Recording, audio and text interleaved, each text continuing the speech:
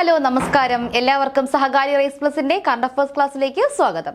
അപ്പോൾ നമ്മുടെ ഇന്നത്തെ ക്ലാസ് എന്ന് പറയുന്നത് നമ്മുടെ ഭാവഗായകൻ പി ജയചന്ദ്രൻ അന്തരിച്ചു. അപ്പോൾ അദ്ദേഹത്തെ പറ്റി നമുക്ക് എന്തെല്ലാമാണ് അറിയാനുള്ളത്? ഒരു PSC ഉദ്യോഗാർത്ഥി എന്ന നിലയിൽ നമ്മൾ എന്തെല്ലാം അദ്ദേഹത്തെ പറ്റി പഠിച്ചിരിക്കണം? അദ്ദേഹത്തിന് കിട്ടിയ പുരസ്കാരങ്ങളും അച്ചീവ്മെന്റ്സും എല്ലാം നമ്മൾ അറിഞ്ഞിരിക്കണം. ക്ലാസ്സിലേക്ക് കിടക്കാം. ഭാവഗായകൻ പി ജയചന്ദ്രൻ അന്തരിച്ചു. എന്നാണ് അന്തരിച്ചത്? 2025 ജനുവരി 9. 2025 ജനുവരി 9 ഭാവഗായകൻ പി ജയചന്ദ്രൻ അന്തരിച്ചത്. അദ്ദേഹത്തിന്റെ മുഴുവൻ പേര് എന്താണ്? പാലിയത്ത് ജയചന്ദ്രൻ എന്നാണ്. എന്താണ്? പാലിയത്ത് ജയചന്ദ്രൻ. പാലിയത്ത് ജയചന്ദ്രൻ എന്നാണ് നമ്മുടെ പി ജയചന്ദ്രന്റെ മുഴുവൻ പേര്. അദ്ദേഹം ജനിച്ചത് എറണാകുളത്താണ്. എറണാകുളം ജില്ലയിലാണ് അദ്ദേഹം ജനിച്ചത്. 5 തവണ സംസ്ഥാന ചലച്ചിത്ര പുരസ്കാരം ലഭിച്ച വ്യക്തിയാണ് പി ജയചന്ദ്രൻ. എത്ര തവണയാണ്? 5 തവണ സംസ്ഥാന ചലച്ചിത്ര പുരസ്കാരം ലഭിച്ച വ്യക്തിയാണ് അദ്ദേഹം. 2020 JC ഡാനിയൽ പുരസ്കാര ജേതാവാണ്. എന്താണ്? 2020 JC ഡാനിയൽ പുരസ്കാര ജേതാവ് കൂടിയാണ് നമ്മുടെ പി ജയചന്ദ്രൻ. 1965 കുഞ്ഞാലി മരയ്ക്കാർ എന്ന ചിത്രത്തിന് വേണ്ടിയിട്ടാണ് പി ജയചന്ദ്രൻ ആദ്യമായി ഗാനം ആലപിക്കുന്നത്. ഏതാണ്? 1965 കുഞ്ഞാലി മരയ്ക്കാർ എന്ന ചിത്രത്തിൽ. 1986 മികച്ച ഗായകനുള്ള ദേശീയ പുരസ്കാരം ലഭിച്ചു. 1986 മികച്ച ഗായകനുള്ള ദേശീയ പുരസ്കാരം ലഭിച്ചു. 2014 ഹരിവരാസനം പുരസ്കാരം. അപ്പോൾ 2020 JC ഡാനിയൽ പുരസ്കാരം ലഭിച്ചതെങ്കിൽ 2014 ഹരിവരാസനം പുരസ്കാരം പി ജയചന്ദ്രന് ലഭിക്കുന്നത്. 2022 ശ്രീകുമാരൻ തമ്പി ഫൗണ്ടേഷൻ അവാർഡും ആർക്ക് തന്നെയാണ് ലഭിച്ചത്? നമ്മുടെ പി ജയചന്ദ്രന് തന്നെയാണ് ലഭിച്ചത്. ഏത് വർഷത്തേതാണ്? 2022. 2022 ശ്രീകുമാരൻ തമ്പി ഫൗണ്ടേഷൻ പുരസ്കാരവും അദ്ദേഹത്തിന് ലഭിച്ചു. അപ്പൊ നമുക്ക് പി ജയചന്ദ്രന് എന്തെല്ലാം പുരസ്കാരങ്ങൾ ലഭിച്ചിട്ടുണ്ടെന്ന് കുറച്ച് ഡീറ്റെയിൽഡ് ആയിട്ട് നോക്കാം. ആദ്യം നമ്മൾ പറഞ്ഞു 1986 മികച്ച പിന്നണി ഗായകനുള്ള ദേശീയ പുരസ്കാരം ലഭിച്ചു. ഏതായിരുന്നു സിനിമ? ശ്രീനാരായണ ഗുരു. ശ്രീനാരായണ ഗുരു എന്ന ചിത്രത്തിനാണ് 1986 മികച്ച പിന്നണി ഗായകനുള്ള പുരസ്കാരം പി ജയചന്ദ്രന് ലഭിക്കുന്നത്. ഇനി കേരള സംസ്ഥാന ചലച്ചിത്ര പുരസ്കാരങ്ങൾ ഏതൊക്കെയാണ് ലഭിച്ചതെന്ന് നോക്കാം. 1972 ഏതായിരുന്നു സിനിമ? പണിതീരാത്ത വീട്. പണിതീരാത്ത വീടിലെ ഏത് ഗാനം? സുപ്രഭ എന്ന് തുടങ്ങുന്ന ഗാനത്തിനാണ് 1972 ആദ്യത്തെ സംസ്ഥാന ചലച്ചിത്ര പുരസ്കാരം ലഭിക്കുന്നത്. 1978 ബന്ധനം എന്ന ചിത്രത്തിലെ രാഗം ശ്രീരാഗം എന്ന ഗാനത്തിന്, ബന്ധനം എന്ന ചിത്രത്തിലെ രാഗം ശ്രീരാഗം എന്ന ഗാനത്തിന്, 1999 നിറം എന്ന ചിത്രത്തിലെ പ്രായം നമ്മിൽ, നമ്മൾ എല്ലാവരും ഒരുപാട് കേട്ടിട്ടുള്ള ഈ ബാക്കി പാട്ടുകളൊന്നും സത്യം പറഞ്ഞാൽ എനിക്കും അറിയത്തില്ല. ഈ സുപ്രഭ ഏതാണെന്ന് അറിയത്തില്ല, രാഗം ശ്രീരാഗം എനിക്കറിയത്തില്ല. പക്ഷെ നമുക്കറിയാവുന്നത് ഏതാണ്? പ്രായം തമ്മിൽ മോഹം തമ്മിൽ എന്ന് തുടങ്ങുന്ന നമ്മുടെ നിറം സിനിമയിലെ പാട്ടാണ്. അറിയാവുന്നവരൊക്കെ ഒന്ന് പാടുക കേട്ടോ. 2004 തിലകം എന്ന ചിത്രത്തിലെ നീ ഒരു പുഴ എന്ന ചിത്രത്തിന്, 2004 തിലകം എന്ന ചിത്രത്തിലെ നീ ഒരു പുഴ എന്ന ഗാനത്തിനും അദ്ദേഹത്തിന് കേരള സംസ്ഥാന ചലച്ചിത്ര പുരസ്കാരം ലഭിച്ചു. 2015 ജിലേബി, എന്നും എപ്പോഴും, എന്നു നിന്റെ മൊയ്തീൻ എന്നീ ചിത്രങ്ങളിലെ ഞാൻ ഒരു മലയാളി, മലർവാക കൊമ്പത്ത്, ശാരദാംബരം എന്നീ ഗാനങ്ങൾക്കും അദ്ദേഹത്തിന് സംസ്ഥാന ചലച്ചിത്ര പുരസ്കാരം ലഭിച്ചു. ഇതെല്ലാം മികച്ച ഗായകനുള്ള പുരസ്കാരമാണ് എന്നുകൂടി ഓർക്കുക. 2020 സമഗ്ര സംഭാവനകൾക്ക് JC ഡാനിയൽ അവാർഡ്. 2020 സമഗ്ര സംഭാവനയ്ക്ക് JC ഡാനിയൽ പുരസ്കാരവും ലഭിച്ചു. അപ്പോൾ ആകെ 5 കേരള സംസ്ഥാന ചലച്ചിത്ര പുരസ്കാരമാണ് പി ജയചന്ദ്രന് ലഭിച്ചിട്ടുള്ളത്. ഇനി തമിഴ്നാട് സംസ്ഥാന ചലച്ചിത്ര പുരസ്കാരം. നമുക്കറിയാം അദ്ദേഹം മലയാളത്തിൽ മാത്രമല്ല തമിഴിലും പാട്ടുകൾ പാടിയിട്ടുണ്ട്. 1994 കിഴക്കു സീമയിലെ കുട്ടഴം കാട്ടുവഴി എന്ന ഗാനത്തിനാണ് അദ്ദേഹത്തിന് ആദ്യമായി തമിഴ്നാട് സംസ്ഥാന ചലച്ചിത്ര പുരസ്കാരം ലഭിക്കുന്നത്. 1997 തമിഴ്നാട് സർക്കാരിന്റെ കലൈമാമണി അവാർഡ് ലഭിച്ചു. എന്താണ്? തമിഴ്നാട് സർക്കാരിന്റെ കലൈമാമണി പുരസ്കാരം പി ജയചന്ദ്രന് ലഭിച്ചത് 1997 ഏതാണ് വർഷം? 1997 തമിഴ്നാട് സർക്കാരിന്റെ കലൈമാമണി പുരസ്കാരം. അപ്പൊ മറ്റ് പുരസ്കാരങ്ങൾ ഇതൊന്നും കൂടാതെ മറ്റെന്തെല്ലാം പുരസ്കാരങ്ങളാണ് പി ജയചന്ദ്രന് ലഭിച്ചിട്ടുള്ളതെന്ന് നോക്കാം. 1958 കേരള സ്കൂൾ കലോത്സവത്തിൽ മൃദംഗത്തിൽ 1ാം സ്ഥാനവും ലളിതഗാന മത്സരങ്ങളിൽ 2ാം സ്ഥാനവും കരസ്ഥമാക്കിയ കൊച്ചു മിടുക്കനായിരുന്നു നമ്മുടെ പി ജയചന്ദ്രൻ. 1958 കേരള സ്കൂൾ കലോത്സവത്തിന്റെ കാര്യമാണ് നമ്മളിപ്പോൾ പറഞ്ഞത്. മൃദംഗത്തിൽ 1ാം സ്ഥാനവും ലളിതഗാനത്തിൽ 2ാം സ്ഥാനവും. അപ്പൊ പി ജയചന്ദ്രനെ വെട്ടിച്ചുകൊണ്ട് ആരാണാവോ 1ാം സ്ഥാനം കരസ്ഥമാക്കിയത്? അല്ലെ, അദ്ദേഹത്തിന് ലളിതഗാനത്തിൽ 2ാം സ്ഥാനമാണ് ലഭിച്ചത്. ആരോ ഒരാൾ 1ാം സ്ഥാനം വാങ്ങി എവിടെയോ ഇരിപ്പുണ്ടല്ലേ. അപ്പൊ 2011 കമുകറ ഫൗണ്ടേഷൻ ഏർപ്പെടുത്തിയ കമകറ പുരസ്കാരം, കമകറ ഫൗണ്ടേഷന്റെ കമകറ പുരസ്കാരം. 2014 ഹരിവരാസനം പുരസ്കാരം, 2014 ഹരിവരാസനം പുരസ്കാരം, 2014 ഹരിവരാസനം പുരസ്കാരം. 2014 KP ഉദയഭാനു ഫൗണ്ടേഷന്റെ ഉദയഭാനു പുരസ്കാരം. അപ്പോൾ ഹരിവരാസനം പുരസ്കാരം ലഭിച്ച വർഷമൊന്നും ഒരു കാരണവശാലും മറക്കരുത്. 2014 ഹരിവരാസനം പുരസ്കാരം ലഭിക്കുന്നത്. അതേ വർഷം തന്നെ KP ഉദയഭാനു ഫൗണ്ടേഷന്റെ ഉദയഭാനു പുരസ്കാരവും അദ്ദേഹത്തിന് ലഭിച്ചു. 2015 മികച്ച പിന്നണി ഗായകനുള്ള Kerala film critics association award Ennu Ninte Moideen എന്ന സിനിമയിലെ ശാരദാംബരം എന്ന ഗാനത്തിന് ലഭിച്ചു. 2015 മികച്ച പിന്നണി ഗായകനുള്ള കേരള ഫിലിം ക്രിട്ടിക്സ് അസോസിയേഷന്റെ അവാർഡ് ലഭിക്കുന്നത്. 2022 സംഗീത രംഗത്തെ സമഗ്ര സംഭാവനയ്ക്കുള്ള K Raghavan master foundation award ലഭിച്ചു. 2022 സംഗീത രംഗത്തെ സമഗ്ര സംഭാവനയ്ക്കുള്ള കെ രാഘവൻ മാസ്റ്റർ ഫൗണ്ടേഷൻ പുരസ്കാരം ലഭിച്ചു. അപ്പൊ നമ്മൾ JC ഡാനിയൽ പുരസ്കാരം ലഭിക്കുന്നത് 2020 എന്ന് പറഞ്ഞു. പക്ഷെ ചില പത്രങ്ങളിലൊക്കെ 2021 എന്നും എഴുതിയിട്ടുണ്ട്. അപ്പൊ നിങ്ങൾ കൃത്യമായി ഓർക്കുക, 2020 പി ജയചന്ദ്രന് JC ഡാനിയൽ പുരസ്കാരം ലഭിക്കുന്നത്. ചില പത്രങ്ങളിൽ 2021 എന്ന് രേഖപ്പെടുത്തിയിട്ടുണ്ട്. 2022 സംഗീതത്തിനുള്ള സമഗ്ര സംഭാവനകൾക്ക് ഗീതം സംഗീതം സാംസ്കാരിക കലാ സാംസ്കാരിക വേദി ഏർപ്പെടുത്തിയ ഗീതം സംഗീതം ദേശീയ അവാർഡ് ലഭിച്ചു. ഗീതം സംഗീതം ദേശീയ അവാർഡ്.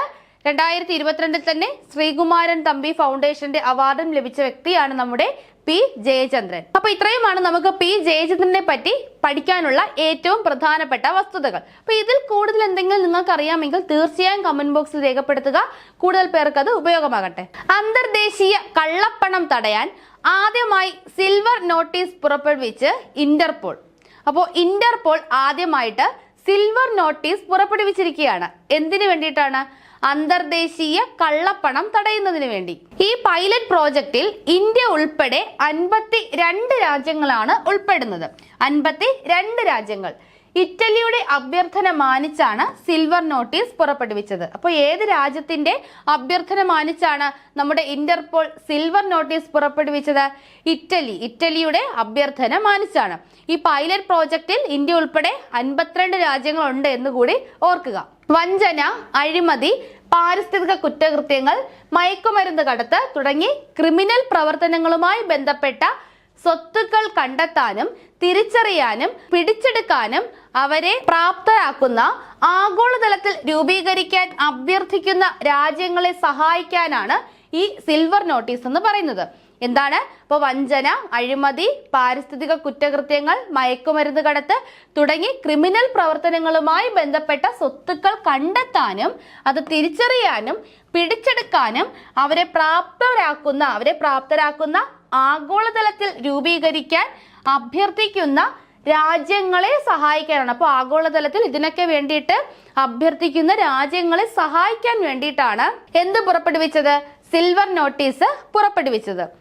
ഇന്റർപോളിന്റെ ആസ്ഥാനം ലിയോൺ ആണ്. എവിടെയാണ്? ലിയോൺ. ഫ്രാൻസിലെ ലിയോൺ ആണ് ഇന്റർപോളിന്റെ ആസ്ഥാനം. ഇതുകൂടി ഒന്ന് ഓർക്കുക. നമുക്ക് അന്താരാഷ്ട്ര സംഘടനകളുടെ ആസ്ഥാനങ്ങൾ ചോദിക്കാറുണ്ട്. അപ്പോൾ ഇന്റർപോളിന്റെ ആസ്ഥാനം എവിടെയാണ്? ലിയോൺ ആണ്. ഫ്രാൻസിലെ ലിയോൺ ആണ് ഇന്റർപോളിന്റെ ആസ്ഥാനം.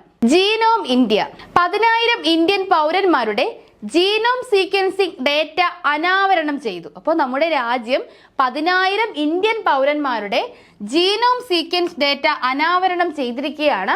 ഒരു ജീവിയുടെ തനത് DNA അതിന്റെ ശരീരത്തിൽ എങ്ങനെ ക്രമീകരിച്ചിരിക്കുന്നു എന്ന് മനസ്സിലാക്കുന്ന പ്രക്രിയയാണ് ജീനോം സീക്വൻസിങ്. എന്താണ്? ഒരു ജീവിയുടെ തനത് DNA അതിന്റെ ശരീരത്തിൽ എങ്ങനെ ക്രമീകരിച്ചിരിക്കുന്നു എന്ന് പഠിക്കുന്നതാണ്, എന്ന് തിരിച്ചറിയുന്നതാണ് എന്തെന്ന് പറയുന്നത് ജീനോം സീക്വൻസിങ് എന്ന് പറയുന്നത്. ജീനോം പദ്ധതി ആരംഭിച്ചത് 2020 അപ്പോൾ ഇന്ത്യയിൽ ജീനോം പദ്ധതി അല്ലെങ്കിൽ ജീനോം ഇന്ത്യ പദ്ധതി ആരംഭിച്ചത് 2020 ജനുവരിയിലാണ്. അപ്പോൾ ഇങ്ങനെ ജീനോം സീക്വൻസിങ് നടത്തുന്നതിന് വേണ്ടിയിട്ടുള്ള ഇന്ത്യ ആരംഭിച്ച പദ്ധതിയാണ് എന്ത്? ജീനോം ഇന്ത്യ പദ്ധതി. ഈ ജീനോം ഇന്ത്യ പദ്ധതിയുടെ ഭാഗമായിട്ടാണ് 10,000 ഇന്ത്യൻ പൗരന്മാരുടെ ജീനോം സീക്വൻസ് ഡേറ്റ ഇന്ത്യ അനാവരണം ചെയ്തത്. അപ്പോൾ 2020 ജീനോം ഇന്ത്യ പദ്ധതി ആരംഭിച്ചത്. Indian naval sailing vessel 1 INSV Tarini അന്താരാഷ്ട്ര തീയതി രേഖ, അതായത് നമ്മുടെ ഇന്റർനാഷണൽ ഡേറ്റ് ലൈൻ കടന്നു. അപ്പൊ എന്താണെന്ന് നോക്കാം. ഈ ഹെഡിങ് വായിച്ചിട്ട് നിങ്ങൾക്ക് ഒന്നും തന്നെ മനസ്സിലാവുന്നില്ല എന്ന് എനിക്കറിയാം. അപ്പൊ നമുക്ക് എന്താണെന്ന് നോക്കാം. ലോകം ചുറ്റാൻ പുറപ്പെട്ട ഇന്ത്യൻ നാവികസേനയുടെ വനിതാ യാത്രാ സംഘത്തിന്റെ കപ്പലാണ് എന്ത്? INSV തരിണി. എന്താണ്? INSV തരിണി എന്ന് പറയുന്നത് ലോകം ചുറ്റാൻ പുറപ്പെട്ട ഇന്ത്യൻ നാവികസേനയുടെ വനിതാ യാത്രകർ സഞ്ചരിച്ച കപ്പലാണ്. ഏതാണ് ആ കപ്പൽ? INSV തരിണി. ലഫ്റ്റനന്റ് കമാൻഡർ രൂപ, മലയാളിയായ ലഫ്റ്റനന്റ് കമാൻഡർ ദിൽന എന്നിവരാണ് ഈ കപ്പലിലുള്ളത്. ആരൊക്കെയാണ്? ലഫ്റ്റനന്റ് കമാൻഡറായ രൂപയും മലയാളി ലഫ്റ്റനന്റ് കമാൻഡറായ ദിൽനയുമാണ് നമ്മുടെ INSV തരിണി കപ്പലിൽ ഉള്ളത്. വനിതാ ശാക്തീകരണം ലക്ഷ്യമിട്ടുള്ള സാഗർ പരിക്രമണ 2 പദ്ധതിയുടെ ഭാഗമായിട്ടാണ് നമ്മുടെ ഈ വനിതകൾ ലോകം ചുറ്റാൻ പുറപ്പെട്ടിരിക്കുന്നത്. അപ്പോൾ ഈ കപ്പൽ, ഈ INSV Tarini international date line കടന്നു എന്നാണ് ഇപ്പോൾ വാർത്തകളൊക്കെ സൂചിപ്പിക്കുന്നത്.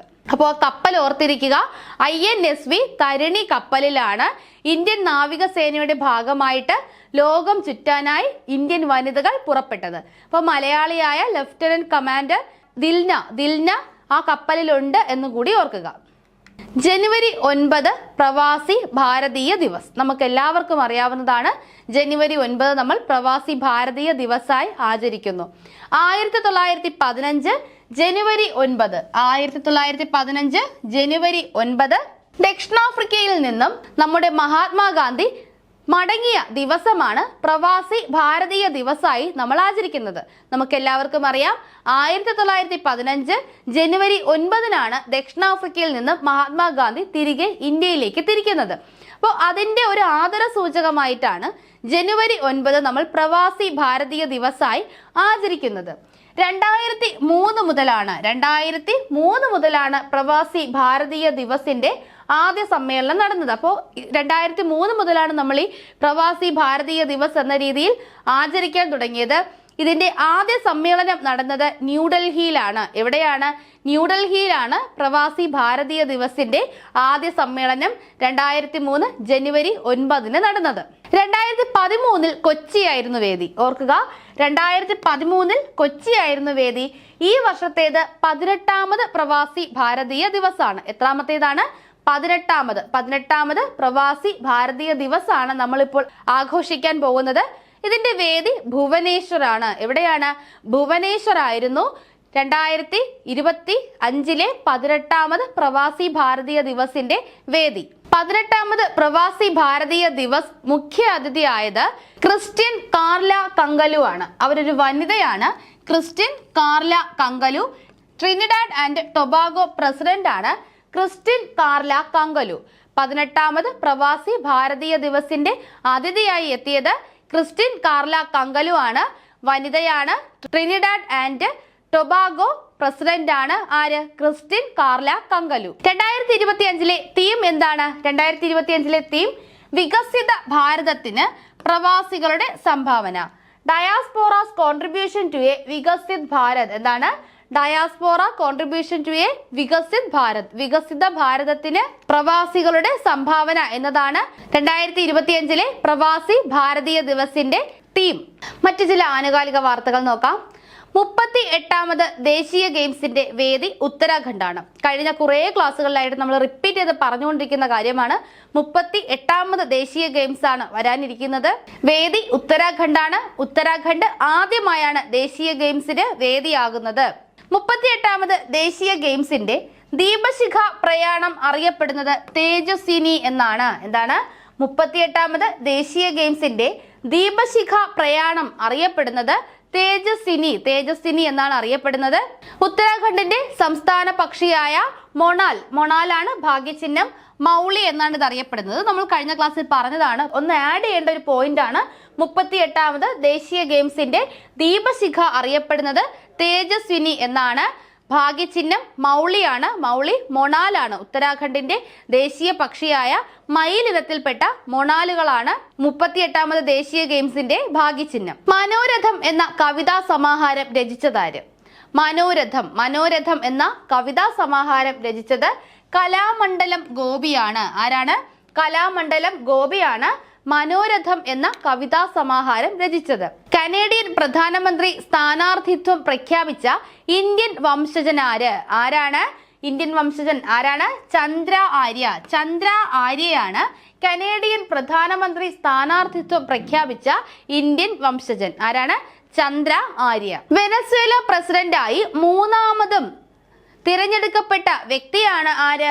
Nicholas Maduro. ആരാണ്? നിക്കോളാസ് മദൂറോയാണ് വെനസ്വേലയുടെ പ്രസിഡന്റായി മൂന്നാമതും അധികാരമേറ്റ വ്യക്തി. മഹാകുംഭമേളയുമായി ബന്ധപ്പെട്ട് ആരംഭിച്ച റേഡിയോ ചാനൽ ഏതാണ്?